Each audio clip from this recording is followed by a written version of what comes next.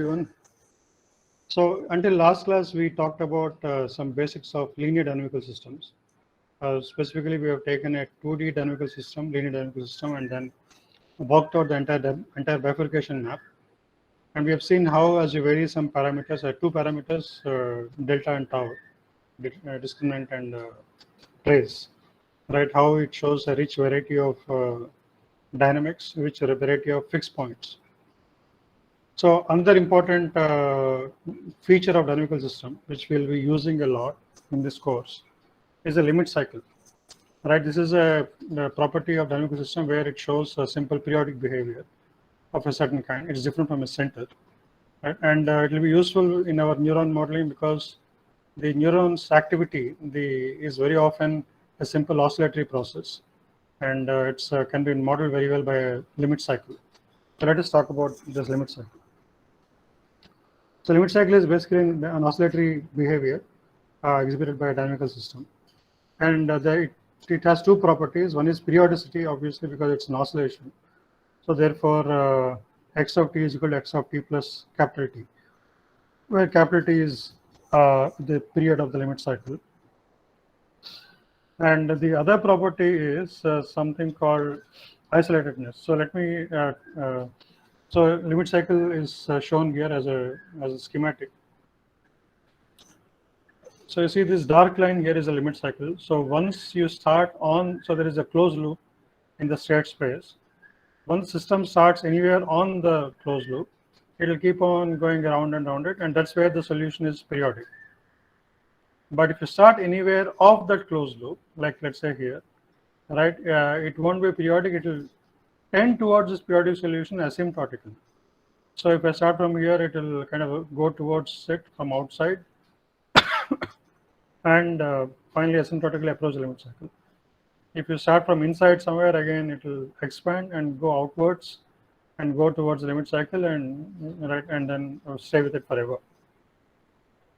So this kind of a limit cycle, especially where the trajectories from both outside and inside tend towards the limit cycle, is called a stable limit cycle. So just like in case of fixed point, right? If the points, let me take some other color. If the points go towards the fixed point, you call it a stable limit cycle. Similarly, the trajectories go towards a closed loop, you call it a stable. Sorry, this is called a stable fixed point. So similarly, if the trajectories go towards a closed loop, you call it a stable limit cycle. So contrarily, an unstable limit cycle is one where the trajectories go away from the limit cycle. That is just like in an unstable fixed point. All the trajectories on a small perturbation go away from the fixed point. Right here also, if you start from on the limit cycle, you go around and around it, you don't fall off. But even if you are perturbed a little bit, right, then you don't come back to the limit cycle. So if you perturb to the inner side, it will go inwards, and typically there will be a fixed point. There will be a spiral, a stable spiral somewhere inside. So it will go towards that. And if it is perturbed outwards, then it will go away from that and go off somewhere. It may not be infinity, but it will go off away from the limit cycle. This is an unstable limit cycle. There can be just like you have a saddle node, right, where in some directions you go away and some directions you come towards, right? You have seen that.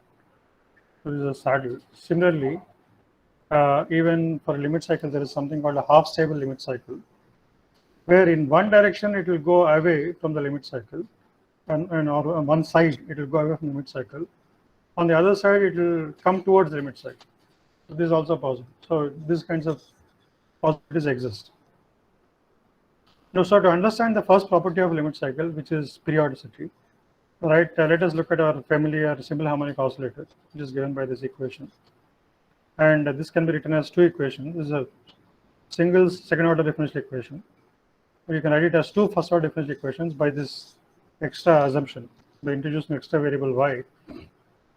So we have seen this example also before. But if you introduce y, then these two equations can be written as, like x dot y dot is equal to some matrix A times xy. Okay, so this is that matrix A, and the eigenvalues are both purely imaginary, plus or minus I omega. We know that this is called a center. In case of a center, no matter where you start from, right, it will always go in a periodic solution. And another thing about center is if you start from here, you go like this, you start from a nearby point. So if you are perturbed off this loop, right, you don't come back to the original loop. So if I start from a point, then I go in a circle. And if I get perturbed off this slightly by an epsilon, right, I don't come back to the original loop, I go off in a new loop. Okay, so each initial condition will give a new kind of a loop. So therefore, you can have a continuum of solutions. You'll have a continuum of circles as solutions, right? This is very different from. So this is not a limit cycle. The center is not the center and limit cycle share one property, which is periodicity. So center and limit cycle are different in another aspect, which is on a small perturbation in a limit cycle, the trajectory comes back to the limit cycle if it is a stable limit cycle.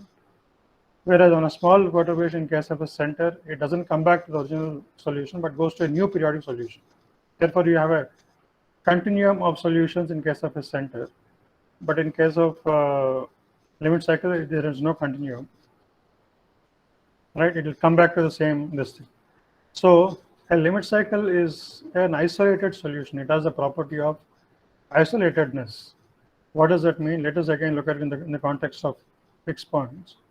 If I have a fixed point here, let's say it is stable, right? On a small perturbation, the trajectories come back to it. Okay, so therefore, I cannot have another fixed point infinitesimally close to this fixed point, right? Because if I have another point nearby, if I go to another point nearby, I'll come back to this point. So therefore, it is isolated. So isolated. If you have fixed point which is stable, it will be isolated.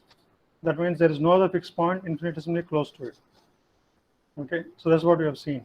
But there is another kind of fixed point. So this is like a stable fixed point, a stable node, let us say. There's another kind of fixed point that we have seen, which is the line of attractors. So where if I'm here, I'll stay there forever. Sorry, but if I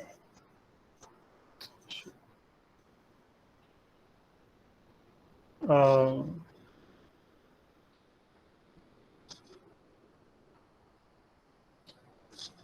if I'm here, I'll stay there forever. But if I'm perturbed off that, then I'll come back to it. Then if I perturb opposite direction, I'll come back to it. Okay, but if I'm perturbed along the line like this to a neighboring point, then it doesn't come back to this original point. It will stay there, right? And then if I perturb off the line, it will come back to the line. Okay, so what is happening here is a very interesting situation. If I am knocked off the fixed point, I don't come back to the same fixed point. If my perturbation is along the line, right, I'll stay there, right? And then if I'm perturbed off the line, it will come back. So you see that the entire line is full of fixed points. It's a line of fixed points, line of stable fixed points. So it's a continuum. So these points are not isolated. But if you look at a stable fixed point, it has a property of isolation. It has isolatedness, right? So similarly, a limit cycle compared to a center, limit cycle has a property of isolatedness. That is, when you are kicked off the limit cycle, it will come back to it. So therefore, if the limit cycle is like this in 2 dimensions, say it is like this. Now, if I plot only x part of it, it will look like something like that. Okay, so if I am perturbed off it, right, like this here, and then I come back to it. So what that means is, if I start from a lower value, right, it will start like that. Right, it will increase in amplitude and go to the same amplitude. Okay, similarly, if I start from outside it, and if I plot only the x value of it, that's like starting from somewhere here, and then Okay, so that is what is meant by this fixed amplitude. This kind of oscillation is very useful to represent a neuron because neuron's oscillation is also like that. As a fixed amplitude of this voltage. So that's the reason limit cycles are so important to understand neural dynamics. Now, in case of a fixed point, the math is very simple, right? How do you show that a system has a fixed point at a given point? Right? Again, if you want to discuss that. So you have x dot is equal to f of x, right? Fixed point means x dot is equal to 0 is equal to f of x. So solve for f of x, you get the fixed point, and then simply what do you do next? You linearize f of x at x equal to x naught. Okay, let's say this happens at x equal to x naught, which is also this is very simple. It's algorithmic. There's an algorithm for doing this.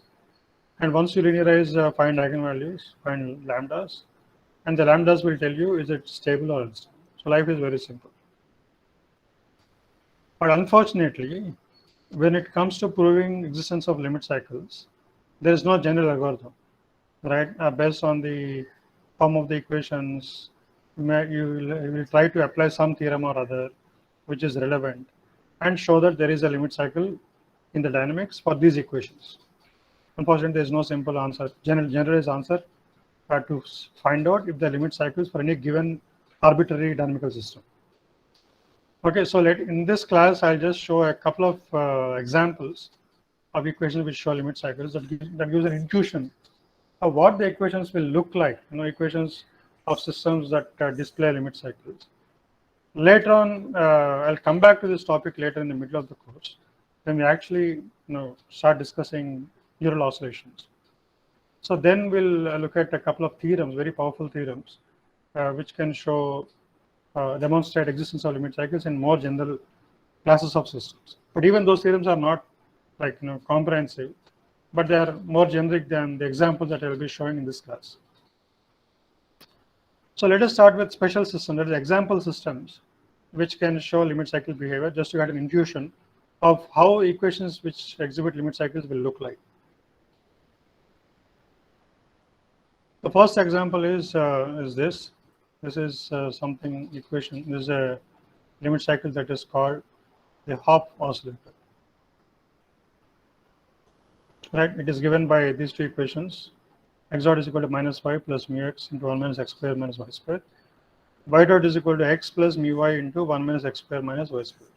So these two equations do exhibit limit cycles, and will prove that because the equation in this current form look quite complicated. Because first of all, notice that x dot is equal to minus y, y dot is equal to x. What is this system? Can somebody tell me? What kind of a dynamics does it have?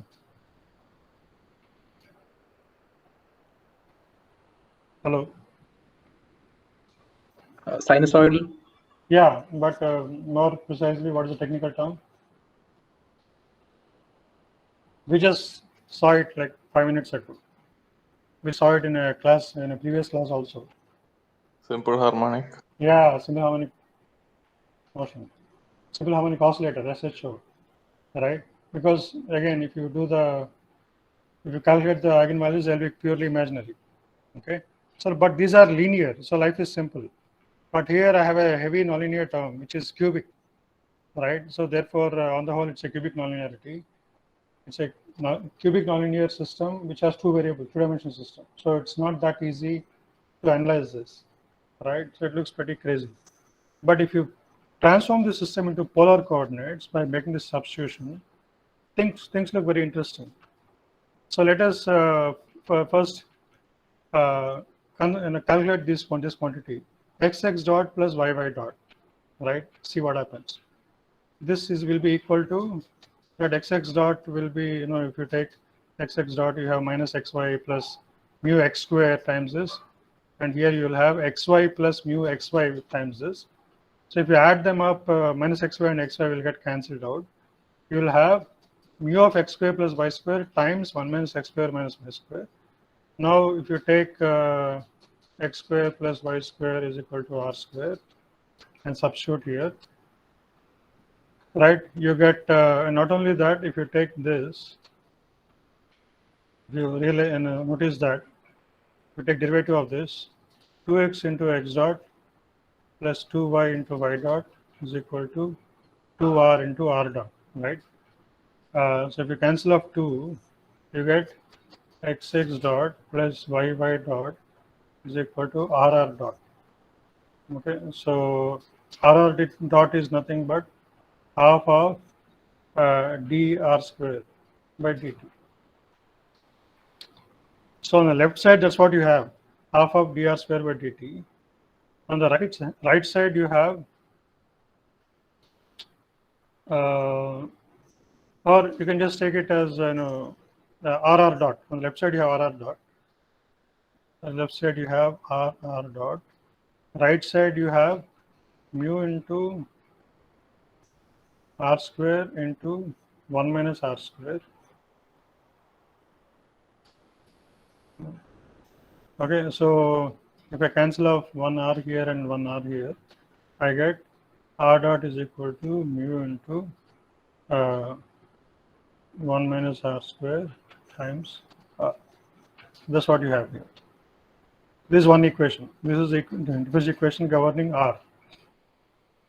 Now let us look at theta. Theta is given by tan inverse of y by x.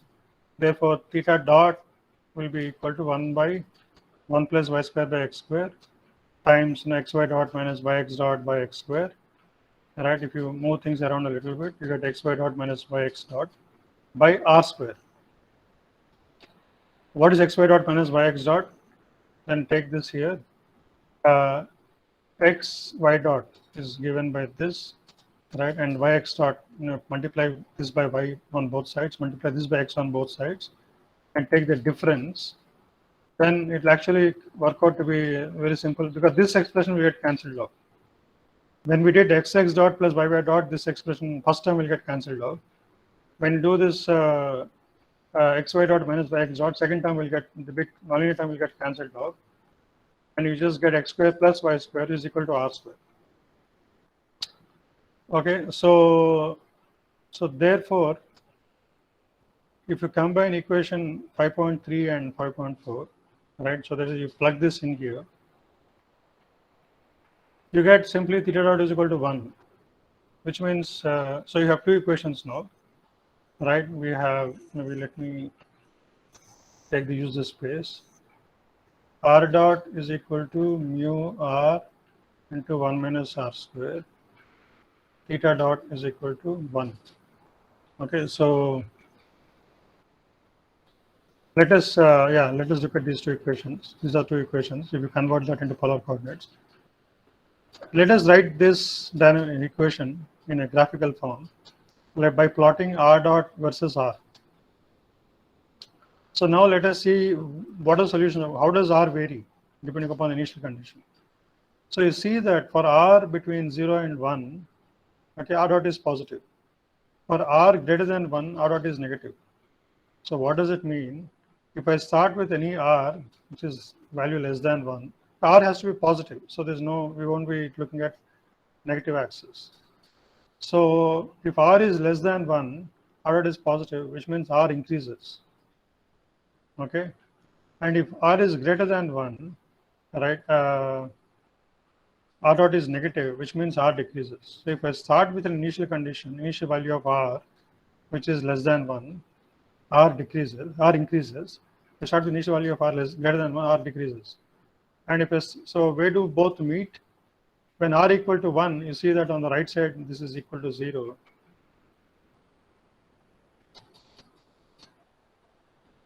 Right, therefore, if r equal to 1, it doesn't change. Right, for a value less than 1, it will come to 1. For a value greater than 1, also it comes to 1. So this is the dynamics of the first equation. What is the dynamics of second equation?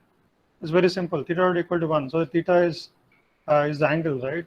So this angle keeps sweeping a fixed angular velocity of value equal to 1.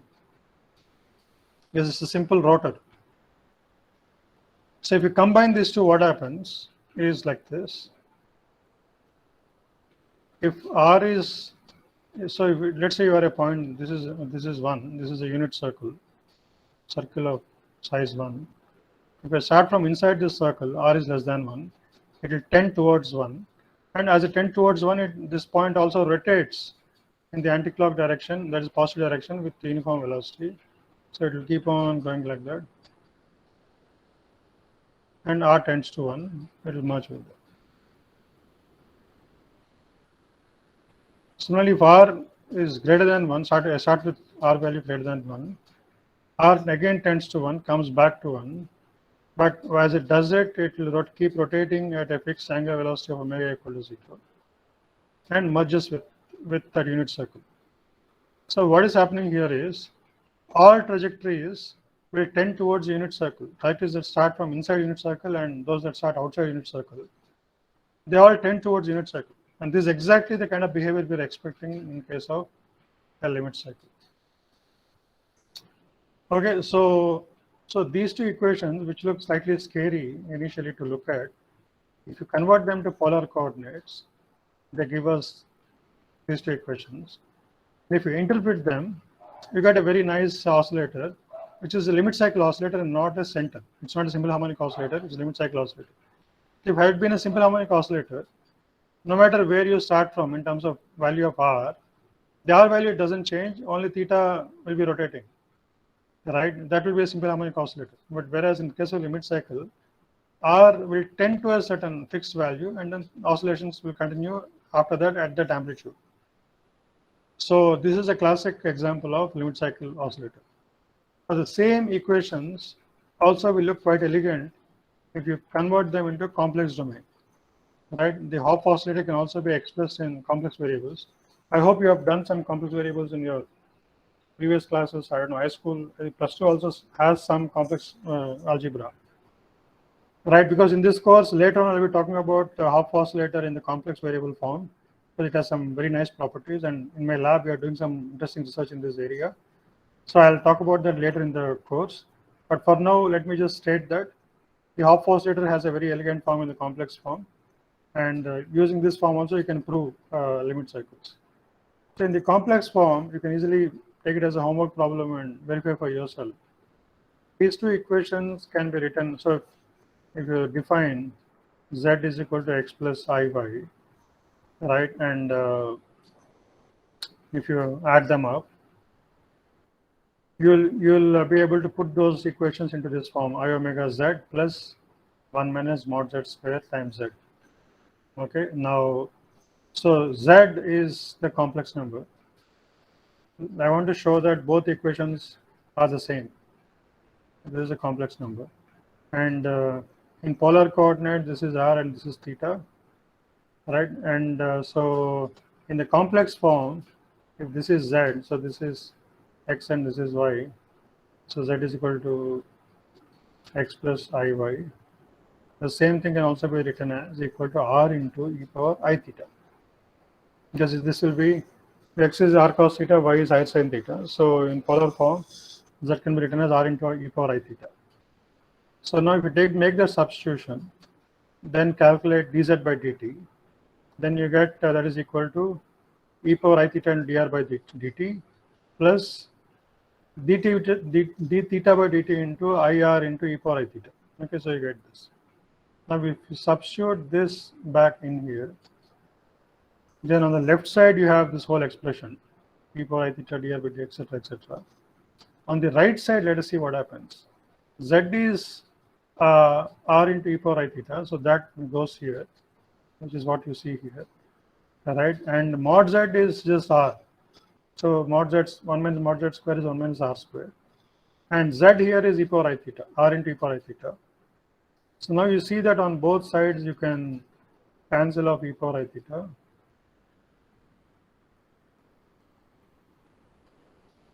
Then you are left with dr by dt plus ir into d theta by dt is equal to I omega r plus 1 minus r square times r. If you expand and equate real and imaginary parts, dr by dt is equal to 1 minus r square into r, d theta by dt is equal to omega. Okay, so slightly general form, but essentially it's the same thing, right? It's Here also, if you take mu equal to 1, r dot is equal to r into 1 minus r square. And here theta dot is equal to 1. More generally, you can call it omega. Right? So you can show that both equations indicate the same thing.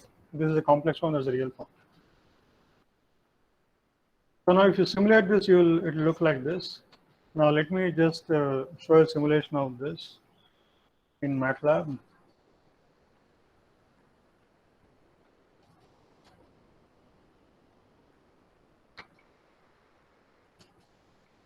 So you can see the MATLAB screen, right?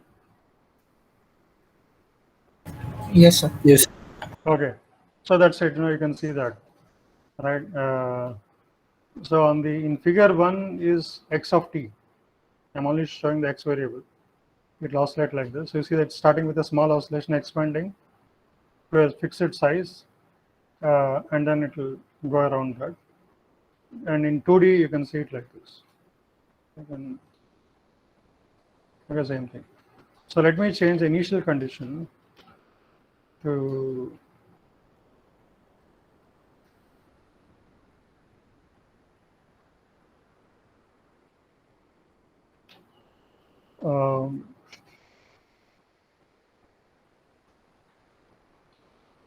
so let us say, yeah. So Z I'm starting from 1 plus I. Instead of that, let me say start from 3 plus I.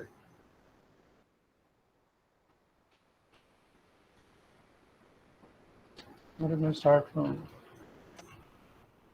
n plus I. Okay, so it goes from outside and comes to the same circle of a radius about 3. 10 plus 20I.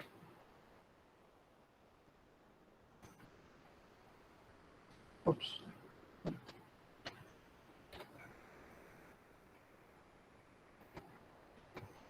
Okay, so no matter where you start, outside or inside, you'll always come back to the same circle. So that is the limit cycle in case of half oscillator. Now let us look at another system.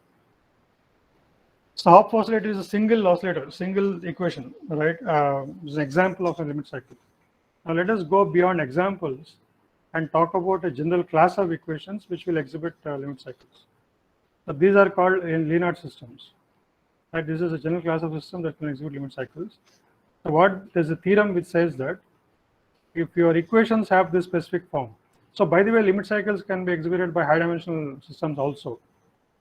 But in this course, but they are much harder to analyze. In fact, I don't know how to analyze n-dimensional systems for limit cycles. But there's a huge amount of theory of limit cycles in 2 dimensions, right? Which is what is worked out using the phase plane techniques.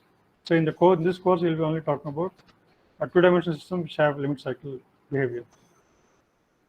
So there's a theorem which says, they call Leonard's theorem, which says that if a system has the following form, which you see on this slide, right, x dot is equal to y and y dot is equal to minus gx minus f of x, right, and sorry, x is a single variable times y, in such a way that, and there are some conditions on f and g, the functions f and g.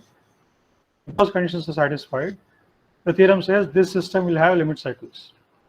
Okay, so this has been proved by many people, and it's a long history to that.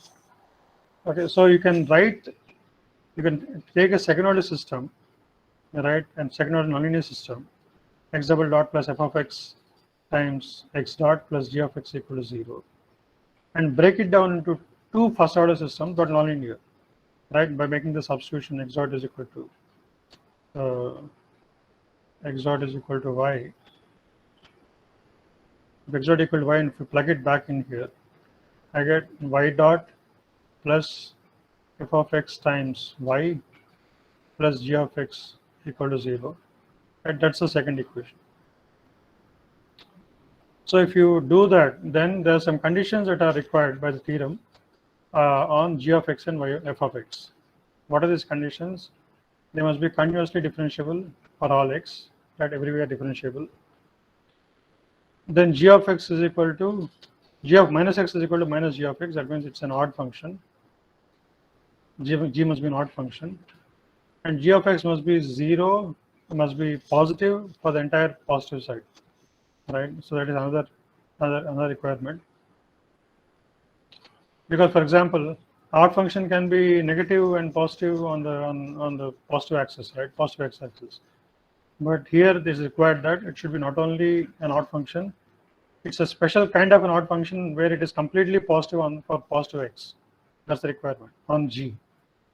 Similarly, f should be an even function, that is f of minus x is equal to f of x for all x, right? And there's one more condition on f. That is, if we take the indefinite integral of f of x, which is given by this, f of x is equal to integral from 0 to x of fu du, then this function must have exactly one positive 0, let us say at some value x equal to a, right, and negative for beyond that, right, negative for this interval, and beyond that should be positive and non-decreasing for x greater than a. So it's a very precise, very special requirement on small f, which, so if I integrate small f, I get another function called capital F of x, and this capital F of x should be of this form. It should look like this. It should have one positive 0 at x equal to a, so this is a. It should be negative for 0 to x, 0 to a.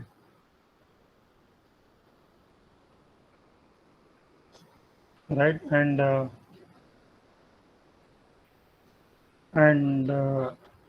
beyond that it should be positive. Okay, so qualitatively this function should have, the f of x should have this form, right? And since small f is an even function, if you integrate like this, you get an odd function. Capital F will be an odd function. So the same thing will be mirrored on the other side, but flipped. So it will be like this. So this is minus a. This is how f of x, capital F of x should look. So the theorem doesn't say exactly what this curve should be. It is saying whatever that curve is, it should have this qualitative shape. Okay, and so which is quite restrictive, but I mean only under those conditions the theorem gives the result. So what it says is under those conditions, it has a limit cycle. So now a classic example of a limit cycle oscillator is what is called the van der Pol oscillator, proposed I guess by a guy called van der Pol, and the equation for that is given by this, right? This equation. So you see that f of x is this, and g of x is this. Okay, so f of x is mu into x square minus 1.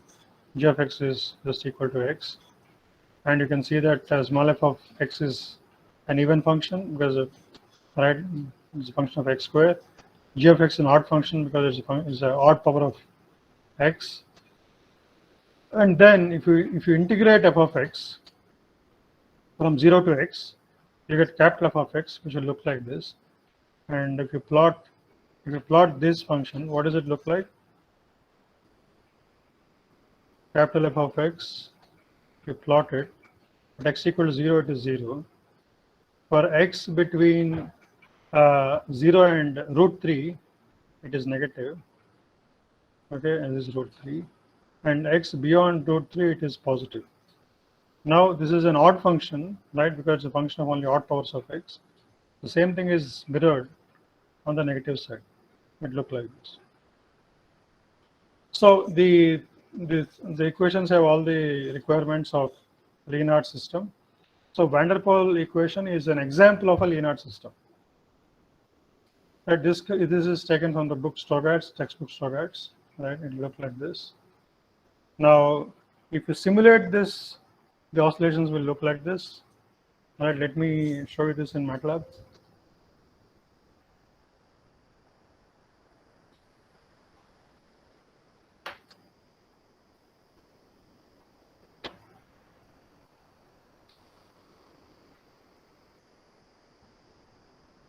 Okay, so let me run this.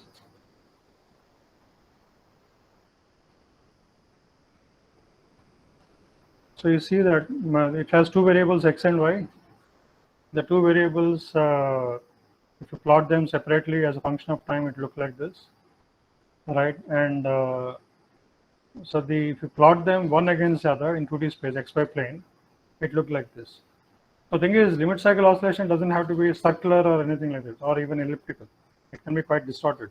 It's a closed loop, that's all, right? And if I vary this key parameter mu, right, the shape of this oscillation will keep changing.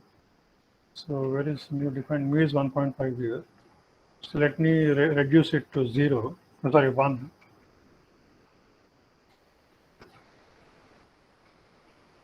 Okay, so there's a slight difference in shape, difficult to notice. Let us go to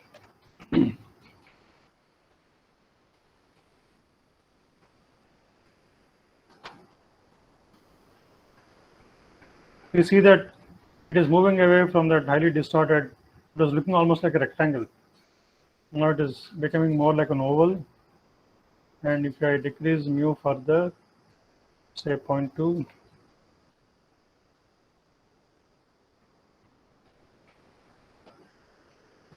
right, it's getting closer and closer to a circle. Even the x and y waveforms are going closer to a sinusoid. So if I go even smaller, so 0.5, let us say. Right now it's almost like a circle. Okay, so why does it happen?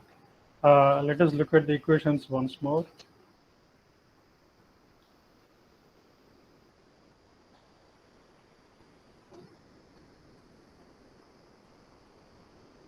So if you look at these two equations, what is it? Yeah, no. Yeah, look at this equation. Right, x double dot plus mu into x square minus 1 into x dot plus x is equal to 0, right? Here, as you keep, the nonlinearity is coming from the middle term, this mu, which has mu as a factor. If you set mu equal to 0, you are left with, so if mu equal to 0, you are left with x double dot plus x equal to 0, which is nothing but our favorite simple harmonic oscillator. Therefore, it now shows a nice circular motion. But once you introduce the second term, as by increasing mu, it slowly deviates away from that circular motion and shows a highly distorted motion. So you see that in this plot, you can see that for mu equal to 0.01, it will be close to a circle. But as you keep increasing mu, it gets distorted and it's not even like a rectangle, it looks like that.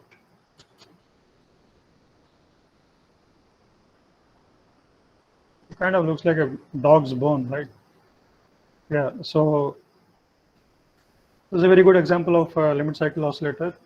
And van der Pol is a very popular oscillator model. It's been used extensively to describe biological oscillations, especially cardiac oscillations. Cardiac cell activity has been extensively modeled using the van der Pol oscillator.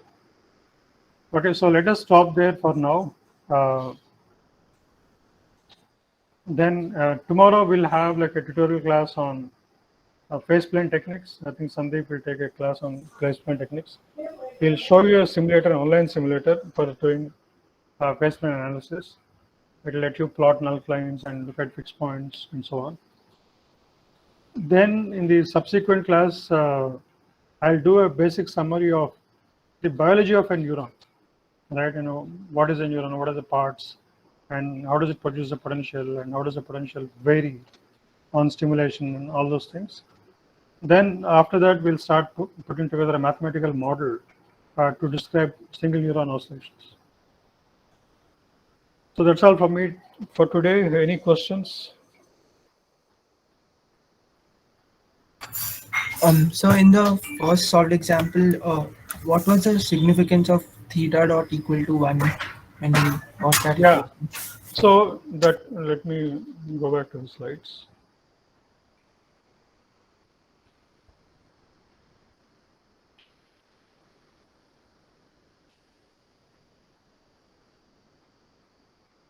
Right, this one, right? Yes, sir. Yeah. So it has actually two equations, r dot and theta dot. Both equations together describe the motion of a point in the plane, in the 2D plane. And the point is given by two coordinates, r and theta. These two equations are telling how r is varying and how theta is varying. So theta says theta dot is equal to 1. What that means is theta is varying at a uniform rate, at a constant rate. So if let us say r is also fixed, then theta dot equal to 1 means this line connecting the origin is sweeping this space at a fixed angular velocity given by 1. That's what this equation means. Right? That is if you look at only theta variation. And in the as far as r is concerned, this equation to make sure that r will always return to r equal to 1, no matter where you start from. If you start from r less than 1, it will increase to 1. If you start from r greater than 1, it will decrease to 1. It will always return to 1. So if you have to take these two equations combined, you combine them and take them jointly. Then together they'll describe how a point moves in the plane, governed by these two equations. Is this clear now? Yes, sir. Yes. Thank you. So you can actually simulate these two equations and write some MATLAB code and plot the variation of r and theta. So that means to plot, take x equal to r cos theta, y equal to r sin theta, right? And then plot xy. You will see that it will show this nice oscillatory behavior. Any other questions?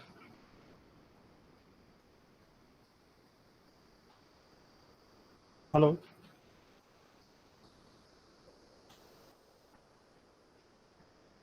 So if there are no other questions, let us call it a day.